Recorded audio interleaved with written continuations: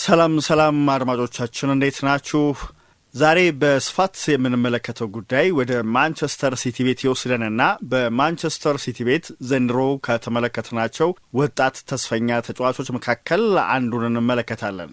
ለቻናላችን አዲስ የሆናችሁ ቻናላችንን ሰብስክራይብ፣ ላይክ እና ሼር እንድታደርጉን በትህትና እንጠይቃለን።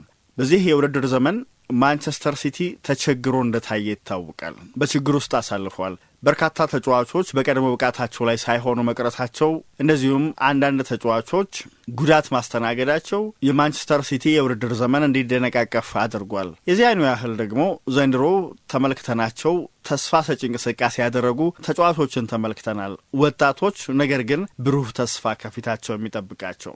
በማንቸስተር ሲቲ ቤት ብዙ ከዋክብት አሉ። ትልቅ ስም ያላቸው እንደነ ኤርሊንግ ሃላንድ፣ ኬቨን ደብሩይነን የመሳሰሉ ተጫዋቾች እነዚህ በኮከብነት ደረጃቸው የላቁ በዓለም እግር ኳስ ተጽዕኖ ማሳደር ከጀመሩ የሰነባበቱ ናቸው። የእነዚህ ተጫዋቾች የአኗኗር ዘይቤያቸውን ቢሆን ከእይታ በተወሰነ መልኩ የተሰወረም ጭምር ነው። እነዚህ ተጫዋቾች ሲያደርጉ ማትመለከቷቸውን ደግሞ ዘንድሮ በማንቸስተር ሲቲ ቤት ውስጥ ድንቅ ብቃት ያሳየ ያለው ወጣት ተስፈኛ ሲያደርግ እንመለከታለን። ኤርሊንግ ሃላንድ፣ ኬቨን ደብሩይነን የመሳሰሉ ተጫዋቾች ወደ ሱፐር ማርኬቶች ጎራ ብለው ሲሸምቱ መመልከት እምብዛም የተለመደ አይደለም። ነገር ግን በዚህ የውድድር ዘመን ወደ ማንቸስተር ሲቲ የመጀመሪያ ቡድን ሰብሮ የገባው ኒኮ ኦራይሊ ይህንን በተደጋጋሚ ሲያደርግ ታይቷል። ወደ ሱፐር ማርኬቶች ገብቶ ወተት፣ ዳቦ የመሳሰሉትን ሲሸምት ታይቷል። ኦራይሊ ዘንድሮ ወደ ማንቸስተር ሲቲ መጀመሪያ አሰላለፍ ሰብሮ መግባቱ በግሉ እንደ ትልቅ ስኬት የሚመለከተው ቢሆንም አጠቃላይ ግን የቡድኑ ውጤታማነት ደካማ ስለነበር በመጥፎ ጊዜ የተገኘ ግን ወሳኝ ተጫዋች አድርገን ልንመለከተው እንችላለን። አብሮት የሚሰሩ አብሮት የሚጫወቱ ተጫዋቾች በጣም ትሁት ብለው ይገልጹታል። እንደነ ኤልካይ ጉንዶሃን አይነት የካበተ ልምድ ያላቸው አንጋፋ ተጫዋቾች ዘንድሮ ወደ ዋናው ቡድን ሰብሮ ስለገባው ወጣት ሲጠየቁ በቅድሚያ አፋቸው ላይ የሚመጣው ቃል እንዲህ አይነቱ ነው። ትሁት ነው፣ ሰው አክባሪ ነው የሚል። በእርግጥ ተጫዋቹ እንደዚህ አይነት ባህሪ እንዳለው በቅርበት የሚያውቁት ሁላ ይናገራል። የ20 ዓመቱ ተጫዋች በሳምንቱ መጨረሻ በኤፍኤ ካፕ ቅዳሜ ዕለት ክሪስታል ፓላስን ሲገጥሙ ምናልባትም በቡድኑ ውስጥ ተሳታፊ ሊሆን ይችላል። በራስ መተማመን የሚነበብበት ነገር ግን አይናፋር ተጫዋች ነው።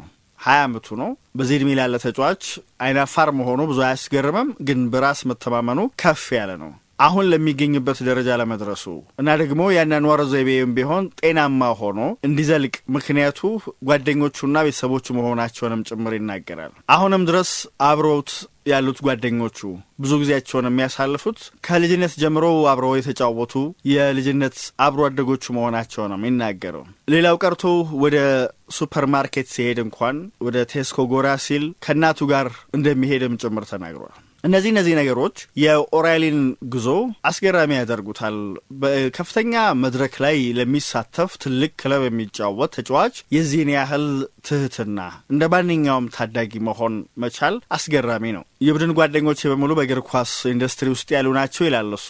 ነገር ግን ሁሉም አሁን በተለያየ ክለብ ይጫወቱ እንጂ ከልጅነታችን ጀምሮ አብረን ያደግንን በማለት ነው አስተያየቱን የሚሰጠው። የመጀመሪያ ቡድን ተጫዋች መሆን ምን አይነት ስሜት ይፈጥራል የሚለውንም እንደዚሁ ምላሽ ሰጥቶበታል። የሚያውቀው ትልቅ ቡድን ማንቸስተር ሲቲ ነው። በእግር ኳስ ተጫዋችነት ዘመኑ የልጅነት ክለቡ ነው። ከአካዳሚው የተለያዩ የዕድሜ ቡድኖች ውስጥ አልፎ እዚህ የደረሰ ተጫዋች ነው። በ8 ዓመቱ ነው ለአካዳሚው ፊርማውን ያኖረው። ከዚያ በኋላ ቆይታው በሙሉ በማንቸስተር ሲቲ ቤት ነው። ከልጅነቱ ጀምሮ የሚያውቁት ግን የዋናው ቡድን አባል መሆኑ አይቀር እንደነበር ይመሰክሩለታል። የ18 ዓመት በታች ቡድኑ አምበል ሆኖ አሳልፏል። በ2023 እንዲያውም ከ18 ዓመት በታች ፕሪሚየር ሊጉን አሸናፊ ሲሆኑ እሱ ነበር የቡድኑ አምበል እና በዚህ በዴቨሎፕመንት ስኳድ በሚሉት ውስጥ በማንቸስተር ሲቲ ቤት ውስጥ አምና የላቀ ብቃት ካሳዩ ተጫዋቾች መካከል አንደኛው ነበር እሱ። በዚህ የውድድር ዘመን መጀመሪያ ደግሞ ወደ ዋናው ቡድን ሰብሮ መግባት ቻለ። የመጀመሪያ ጨዋታውን ያደረገበት አጋጣሚ ራሱ ለሱ የተለየ ቦታ የሚሰጠው ነው። በኮሚኒቲ ሺልድ በመለያ ምት ማንቸስተር ዩናይትድን በዌምብሊ ባሸነፉበት ጨዋታ ነው የመጀመሪያ ጨዋታውን ያደረገው። ይሄ በጣም አስገራሚ ነው። ለእኔ የተለየ ስሜት ፈጥሮብኛል ብሏል የ20 ዓመቱ ተጫዋች። በቡድኑ ዙሪያ መገኘት በራሱ ትልቅ ስሜት የሚፈጥር ቢሆንም ግን ደግሞ በእንደዚህ አይነት አጋጣሚ ተሰልፎ የአሸናፊ ቡድን አካል መሆን መቻል ስሜቱ ከፍ ያለ ነው፣ ላቅ ያለ ነው። በተለይ ደግሞ ለእንደኔ አይነቱ በማንቸስተር ሲቲ ቤት ላደገ ተጫዋች የሚል አስተያየት ያነሳል። በውድድር ዘመኑ መጀመሪያ በተወሰነ መልኩ ተቸግሬ ነበር ይላል። በዋና ቡድን ውስጥ ያሳለፍኩት የመጀመሪያ የውድድር ዘመን ስለሆነ ራሴን ከሁኔታው ጋር ለማስማማት ከፍተኛ ጥረት ማድረግ ነበረብኝ። ቀላል አይደለም። ባልተለመደ አዲስ ከባቢ ውስጥ ራስን ማግኘትና ራሴን ከሁኔታዎች ጋር ለማስማማት ከፍተኛ ጥረት አድርጌያለሁ ነው የሚለው እሱ።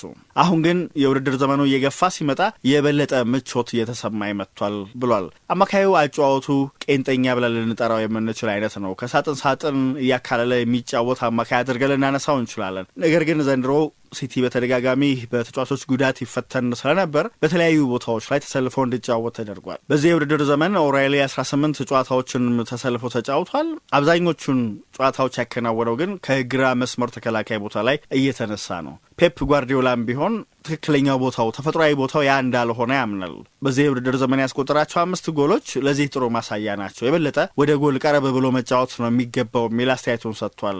አንዳንዶች ያያ ቱሬን ዴቪድ ሲልቫን እያደገ ማደጉ ተጽዕኖ አሳርፎበታል የሚል አስተያየት ይሰጣሉ። እሱ ግን እኔ ራሴን ከማንም ጋር አላነጻጽርም ብሏል። እነዚህ ተጫዋቾች በማንቸስተር ሲቲ ማሊያ የላቀ ነገር ያሳኩ ትልቅ ነገር የፈጸሙ ናቸው። እኔ ገና ወደ ማንቸስተር ሲቲ ቡድን ሰብሬ በመግባት ላይ የምገኝ ተጫዋች ነኝና ከነዚህ ትልልቅ ተጫዋቾች ጋር መነጻጸርን አልፈልግም። ይሄ በራስ መተማመን ማጣት ሳይሆን ምንም የሰራሁት ነገር ስለሌለ ነው የሚል አስተያየት ሰጥቷል። ሲቲና ኦራይሊ ማሸነፍን ተለማምደዋል።